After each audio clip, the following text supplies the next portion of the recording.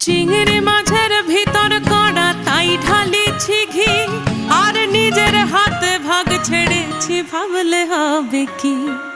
চিংড়ি মাছের ভিতর কড়া তাই ঢালিছি ঘি,